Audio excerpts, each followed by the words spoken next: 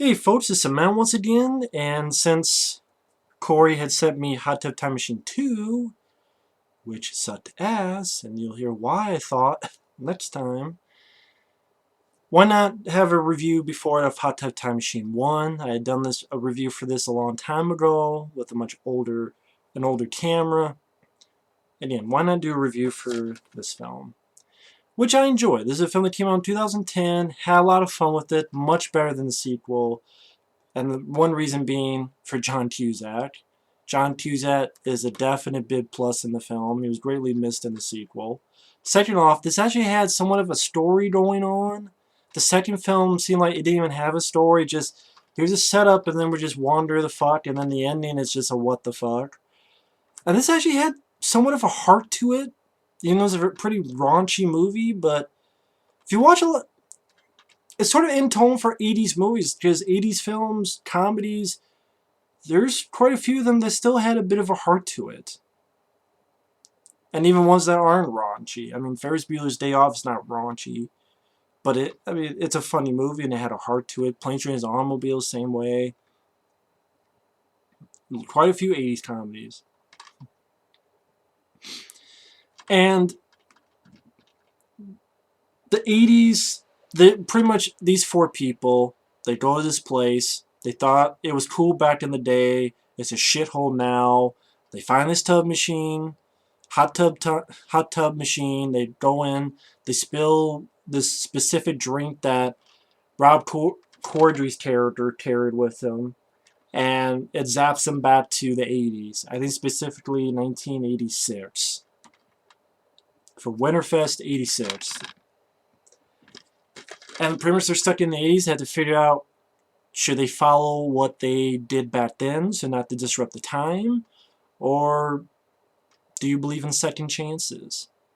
Which, the sequel, there's nothing to grab onto either. The sequel was a cash grab, it was unfunny, it was shitty. Rob Corddry is the asshole, but then you dial it up to 13, that's him in the sequel. Watching this film again, he's pretty damn dialed back when you watch both of them. And you see the sequel, compared to the sequel, he's really dialed back in this movie. He really is. Which just makes me wonder why the fuck they did. And it's the same director, Steve Pink.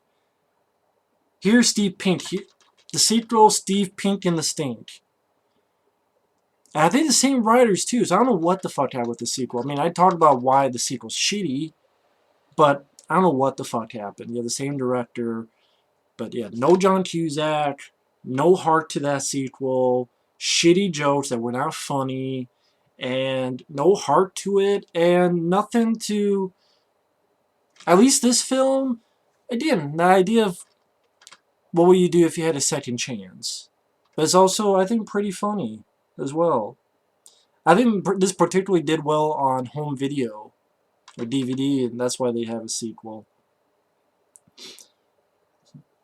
And John Cusack was actually a producer as well. Oh, and then the sequel, technically, John Cusack has a cameo. That's if you watch the unrated version. Again, I go into that. But I know, I'm talking about the sequel. I'm talking about the first one. Which this DVD, it just has the theatrical and unrated version, deleted scenes, and the trailer. I don't know the difference between the unrated and the R-rated. I just watched the unrated, and that's it. But the cast works well in this film. John Cusack, which I know there's some 80s films that he definitely hates that he's done.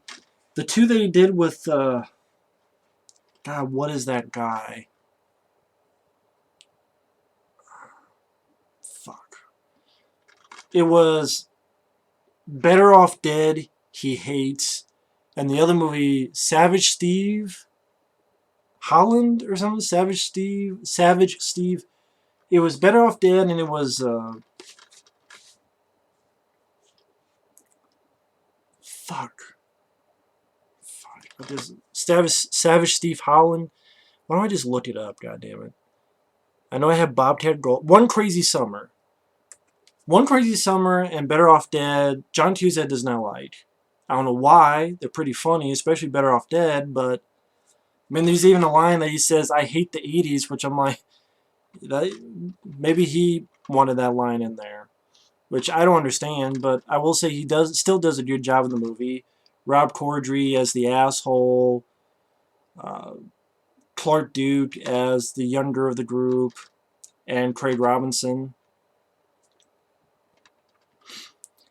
And being a big fan of the 80s, this was a fun thing to watch. You have old songs. I mean, it starts out with "Turn Up the Radio." And it just shows them that the lives are pretty crappy. Craig Robinson works. He was really loved music. Now he works with animals. And you even get a cameo with Thomas Lennon. This is a guy who was the lead in the Reno 911 TV show. The guy that wore the short shorts. And he actually helped write films. Night of the Museum 1 and 2. Probably the other one, but some other films as well. He makes a cameo here as a customer, and Craig Robinson is pretty much pulls shit out dog's ass and finds a key to Thomas Lennon's car. John Cusack is very much in control, so much that his woman leaves and took a lot of his shit. And John Cusack put all these dots on what is hers and what's his. Clark Duke is living in the basement of his uncle, John Cusack, because Cusack's sister is Clark Duke's mom, and she's sort of a slut, the mom.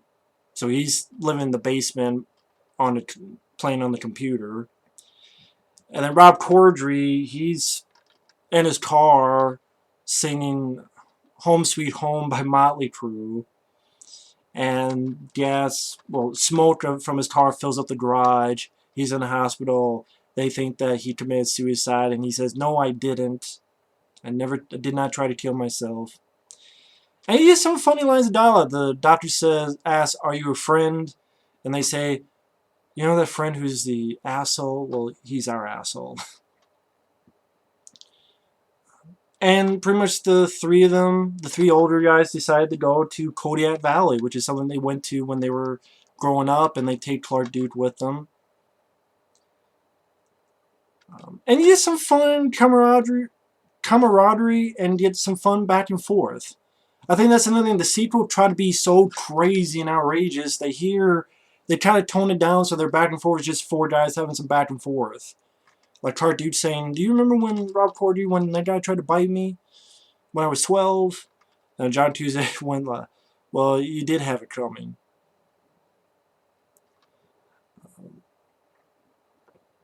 And when they get to the place, they see all these rundown stores and stores that have closed down.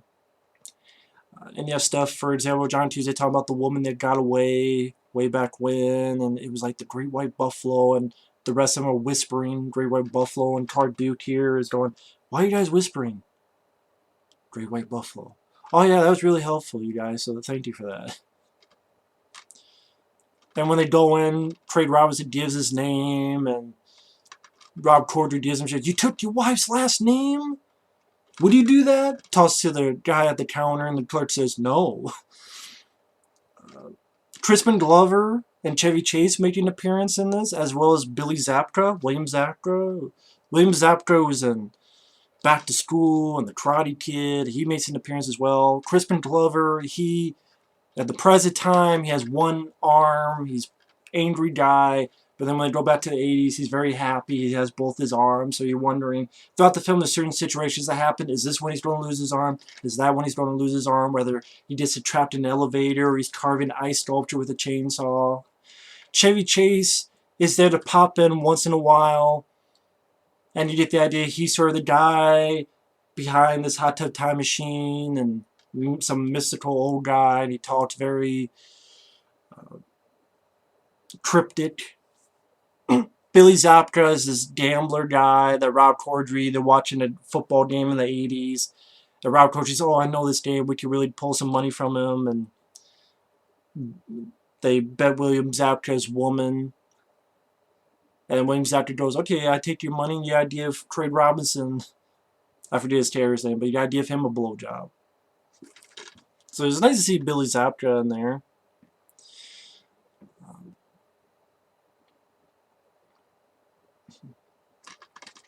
Just some nice dialogue. I mean, John Cusack saying, yeah, we were young, we had momentum, we were winning. And pretty much when they get into the hot tub, you have all this crazy shit that you see, especially if you use the pause button in slow-mo. You have this, like, guy in a bear suit go in while as they're getting drunk, and then Chevy Chase pops in, and then some titties pop in, and that's if you really pause and such. And people wearing a mask, like the president's mask, as in Point Break, and you get some fun stuff with that. And it goes by a quick pace, too. I mean, this is about 100 minutes, and it didn't feel like a long movie at all. It has a good sense of humor. Being a big fan of the 80s, I love when they finally realize they're in the 80s, and they walk in, it's playing the safety dance song, at least the beginning parts, which I love, and they're watching, they see Eddie Murphy on TV on SNL, and they see Elf on TV, David Bowie who's on MTV, the clothes that they wear, someone has a cassette tape that they're listening to, and then Craig Robinson is asking, what color is Michael Jackson? Black? And Craig Robinson screams, ah, shit! And then they even see Crispin Glover, who has both arms, and they, oh, is it real? And then Crispin Glover's asking, are you raping me? Are you raping me? I don't know, are we raping him? No, we're not raping him. Yeah, you have both arms, it's not fake. And one thing I gotta mention, it takes place in 1986, but they do get some stuff wrong. For example, one of the bully assholes in the film, he has a Rambo 3 poster. That's because they think that these guys are Russians, because that was the 80s thing. And the guy has like a poster, Red Dawn, and even someone's like, watching Red Dawn again? And you see the same Wolverines. But he has a Rambo 3 poster. Rambo 3 is 1988. And this takes place in 86. So you get some fuck-ups. It's the same with The Wedding Singer, which I do like that film as well. That you watch, you go, wait a minute, they just didn't give a fuck. If it's 80s, just put it in there. If oh well, it's a goofy comedy. Who cares if we're not 100% accurate? But it's just one of the things I had to mention because I'm a big 80s fan. But a lot of nice songs. I mean, yeah, Kickstart My Heart that plays a few times. Even before they find out they're in the 80s, they're skiing, they realize, man, we feel good, and Kickstart My Heart's playing. Rob Corddry, he's actually tolerable in this movie. Like, in the sequel, he is annoying. You just hate his guts. He's irritating, he's unfunny. Here, he's the asshole, but you can deal with him. And he has some funny lines like, I feel fantastic. I want to fuck something. And you get some nice bits in there. For example, they look in the mirror and they see their younger selves in the mirror, which was a cool little effect that they did.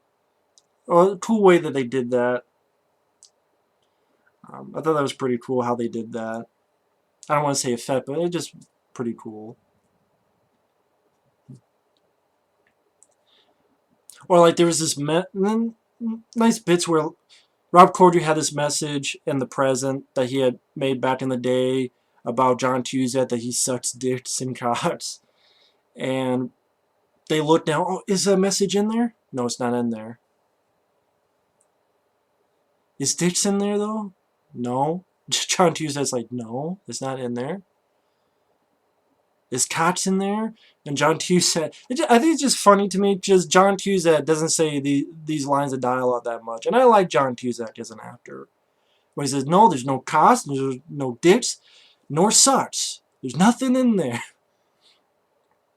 This is why it's tough to review comedies, because it's subjective, and then when you try to redo a joke, it just doesn't work well. But then they have to figure out, should they change something? Should they not change something? At first they go, well, maybe we shouldn't change anything. And Rob Corddry does Craig Robinson shit, say, oh yeah, when you sang and you bombed. And Craig Robinson goes, well, first, fuck you, motherfucker. And of course, that's the scene where Craig Robinson goes, it's like Terminator, right? It's like Terminator. which they try to do in the sequel, which falls flat on his face in the sequel when they did repeat that joke. What's funny is John Cusack might not like Better Off Dead, but someone behind this film does, because before they find out it's the 80s, and I'm trying to think of the scene, when they're skiing, and they're talking about how they feel fantastic, and then they crash, and then Rob Corddry says, I want to fuck something, and they start noticing, they watch the clothes, they see it's 80s clothes, and Clark Dude says, what is it, a retro thing here? When it goes on John Cusack, and someone says, I want my $2. If you don't know, Better Off Dead, there's a paper boy who looked like Chucky from Child's Play, a paper boy who kept stalking John Cusack and said, I want my $2. I want my $2. I want my $2. And the fact that I hear that line right there, I want to see, what year did Better Off Dead come out?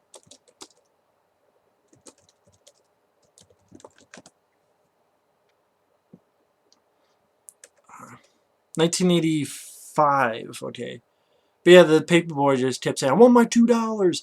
So someone is a fan. So even though John Cusack, he might not be a fan of it, someone is a fan in this movie. So this is one of the things I picked up, like, I want my $2. Okay, that's Better Off Dead. That's a reference to that. And then pretty much throughout the film, they gotta figure out, they gotta do the same thing. For example, Rob Corddry gets hit by this asshole ski instructor. At this Winterfest, Poison is in concert.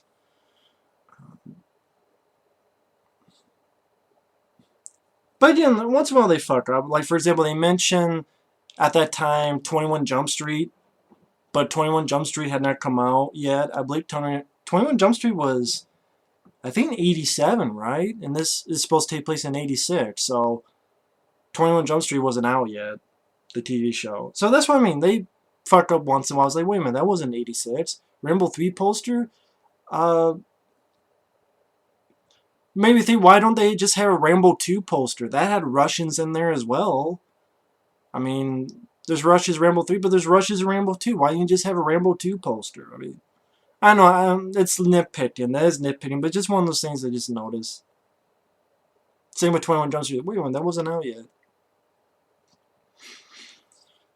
And then things start happening. John Hughes is supposed to dump this girl, but then he waits on it, and the girl dumps him instead, and still results for them getting stabbed in the eye, like what happened before. Then he meets this girl and starts liking this girl, and before that, he's getting high on a ball, and he's writing poetry. Like I said, Craig Roberts and Rob Corddry try to do this bet, and William Zabka is there, and they lose the bet, but they don't have to do the blowjob because Craig Robinson faints before it. That happens. And like I said, this movie also has a heart to it. For example, Craig Robinson isn't going to bomb this time. It's his second chance. So he does a great job singing Jesse's Girl, and then he sings a song. Remind me a little bit of Back to the Future, where Marty McFly would do a song that was not out yet.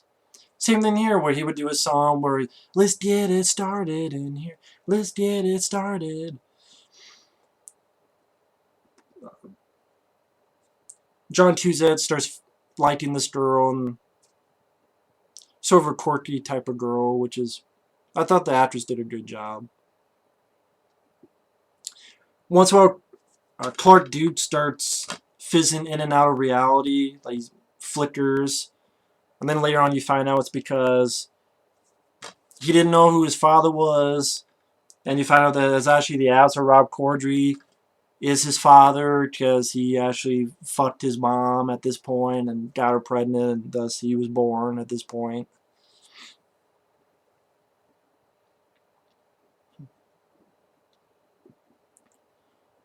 I'm trying to figure. I'm trying to think of specific jokes that I don't want to miss. Well, hell, I mean, watch the film. I mean, to see the specific jokes. Oh, one where Craig Robinson, he mentions how back in the present, his wife's cheating on him. And he actually calls his wife, but at this point his wife is just a little girl, and he's talking all this shit like, what was it? You probably somewhere sucking someone's dick.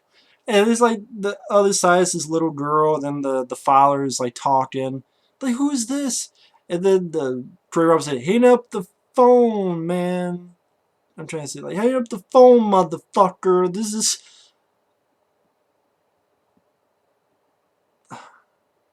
between me and my wife. I think that's what the line is. Hang up the phone, motherfucker. This is between me and my wife. And then John Cusack, then find out what's going on, trying to take the phone away from him. There's scenes like that did make me chuckle. Watch it again. Nothing made me chuckle in the sequel, except maybe the one bit where they're in front of the mirror again. But nothing in the sequel. Maybe a little bit in the end credits. But this film, I think, is actually pretty funny. I'm not going to say it's the funniest movie ever, but I thought it was pretty funny. And a lot of great notes of the 80s. I'm a big fan of the 80s, so that's always a plus.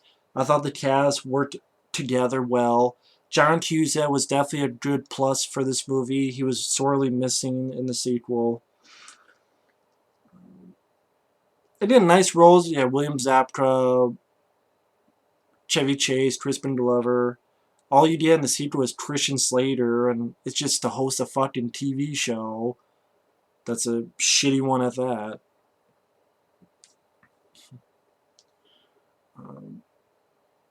I think you did a little bit of Rob Corddry. What's going on? It's like he wanted everyone to be there, but he got beat up. He's like, you guys are never there, and we were supposed to do this, and John Cusack.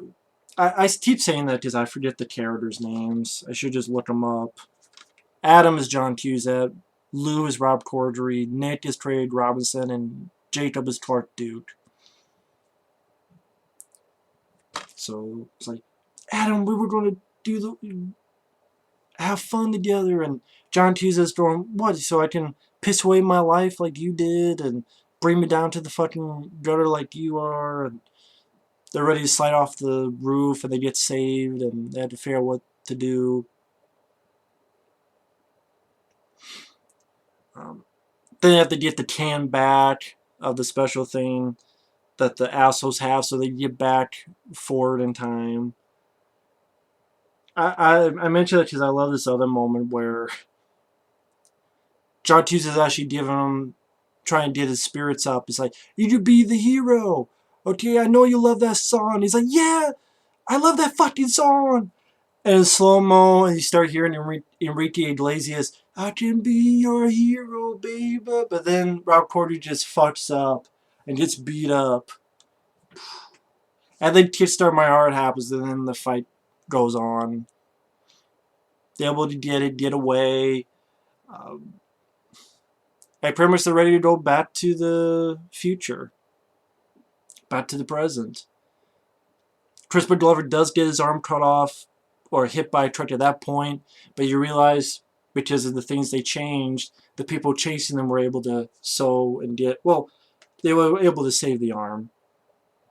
And Rob Corddry is actually, in the sequel, I'll get to that. In this, there's actually a little bit of the teens bit of an arc. Because, yeah, I really did try to kill myself. I'm going to stay, I'm having fun. I got to kick that guy's ass. I got to fuck your sister. Talking to John Cusack. And John Cusack, oh, I'll stay with you. It's like, you really do that? Give me a hug. And then pushes John Cusack so that he can go back to the present. And then when they get back, there's a message for them. And, of course, Rob Corddry did change time when Google is now Lugal after him. And everyone is doing fine. Craig Robinson is a musician and a successful one. His wife isn't cheating on him.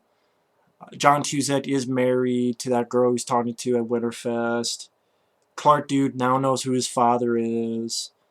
And Rob Corddry is rich as fuck. Married to John Cusack's sister. And this is a film that did not need a sequel because it wrapped everything up in this movie. There was no reason for a sequel. And when you watch the sequel, once again you'll say there was no reason for a fucking sequel. The ending dotted the I's, across the T's, and even talk about how Rob Corddry did one more thing. He founded a band, Motley Lou instead of Motley Crue, because throughout the film he would sing Home Sweet Home, and he's singing it throughout the end credits, which made me chuckle as well. So yeah, this is a film that did not need a sequel. It did not need it. Hot Tub Time Machine, they went back to the 80s. It had a nice little message of second chance. That's always something, because that's something we can relate to, is where I'm getting at. We can relate to, man, wouldn't it be great to go back and change something, get a second chance at something, but done in a funny comedy way. So yeah, it's a raunchy comedy, but it still has a bit of heart to it, which a lot of films back then did. They had a bit of heart to it. Maybe it's not as much as an Oscar contender, but they still had some heart to a lot of those movies. And it had some chuckles. This cast worked well together. John Cusack, great to see him in a comedy like this again. The 80s references, it was nice to see there. The music. Turn Up the Radio, songs from Motley Crue. I thought it was pretty well written by Josh Held and Sean Anders and John Morris. Steve Pink, I don't know what else he's done except these two Hot Tub Time Machine films.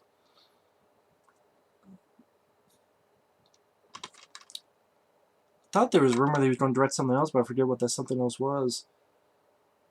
Entertaining movie. I still enjoy this film. I like this film. I think it was in my top 10 films of 2010 when this came out.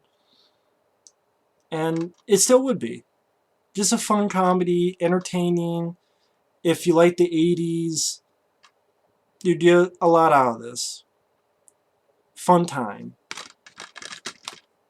Still put a smile on my face. But that's just me. But either way, thanks for watching. Take care. And unfortunately, stay tuned for the piece of shit sequel, Hot Tub Time Machine 2. See you in a bit. Later.